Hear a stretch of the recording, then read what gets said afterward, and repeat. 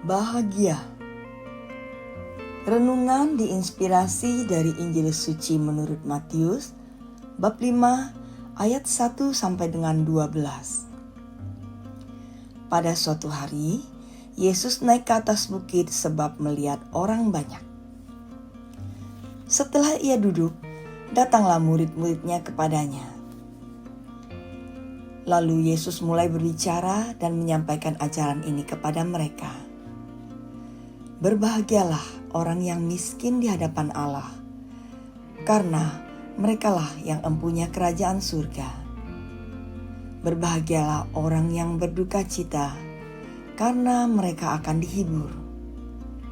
Berbahagialah orang yang lemah lembut, karena mereka akan memiliki bumi. Berbahagialah orang yang lapar dan haus akan kebenaran, karena mereka akan dipuaskan.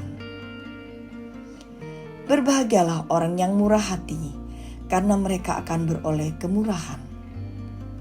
Berbahagialah orang yang suci hatinya, karena mereka akan melihat Allah. Berbahagialah orang yang membawa damai, karena mereka akan disebut anak-anak Allah. Berbahagialah orang yang dianiaya demi kebenaran, karena merekalah yang empunya kerajaan surga. Berbahagialah kalian jika demi aku kalian dicelah dan dianiaya, dan kepadamu difitnahkan segala yang jahat. Bersukacita dan bergembiralah, sebab besarlah ganjaranmu di surga. Sebab para nabi sebelum kalian pun telah dianiaya. Demikianlah sabda Tuhan. Terpujilah Kristus.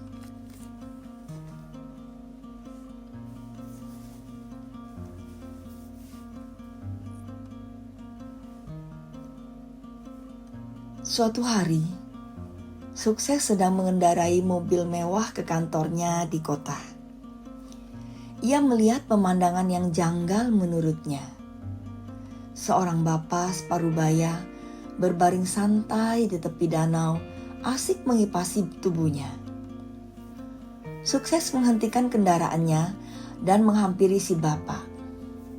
"Pak, punten, lagi ngapain?" Si bapak membuka mata melihat Sukses berdiri dengan baju kantor yang chic dan sepatu bermerek yang mengkilat.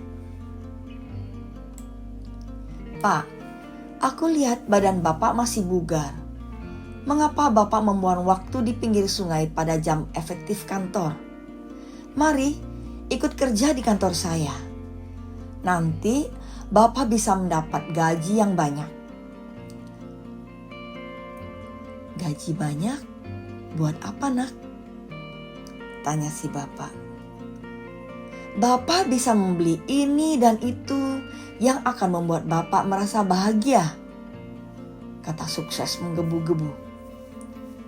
Si bapak kembali membaringkan badannya sambil menutup mata dan berkata, "Itulah yang sedang saya lakukan saat ini, menikmati bahagia."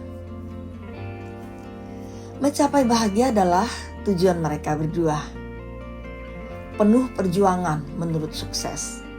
Tetapi sesederhana dan sedekat itulah bahagia menurut Pak Tua. Saya teringat akan Taman Eden yang Tuhan buat untuk Adam dan Hawa. Tuhan ingin mereka menikmati karya tangannya. Tuhan sangat peduli akan kebahagiaan manusia. Dan Yesus adalah buktinya. Sang Mesias datang kepada bangsa Yahudi yang hidup dalam tekanan bangsa Romawi. Pengajaran yang disampaikan sangat menghibur, menguatkan, dan memberi pengharapan bagi orang Yahudi. Bagi mereka yang miskin di hadapan Allah, Yesus katakan, merekalah yang empunya kerajaan surga. Penghiburan akan diberikan kepada mereka yang berduka cita. Yang lemah lembut akan memiliki bumi. Yang haus dan lapar akan kebenaran akan dipuaskan. Mereka yang murah hati akan diberi kemurahan. Orang yang suci hatinya akan melihat Tuhan. Pembawa damai akan disebut anak-anak Allah. Berbahagialah kita yang dianiaya dan difitnah demi membela nama Yesus. Situasi terburuk sekalipun dapat mendatangkan kebahagiaan asal kita mau menanggapi dengan sikap positif. Kita tidak perlu lagi mencari kebahagiaan semu bila kita mau mengerti hakikat kebahagiaan sejati seperti yang telah Yesus sampaikan di bukit. Marilah kita mengucapkan doa. Allah Bapa, sumber kebahagiaan kami, jangan biarkan kami lupa berbahagia hari ini karena hanya menyesali hari kemarin dan mengkhawatirkan hari esok. Kami percaya Bapa senantiasa menginginkan kami berbahagia. Terima kasih Bapa. Amin.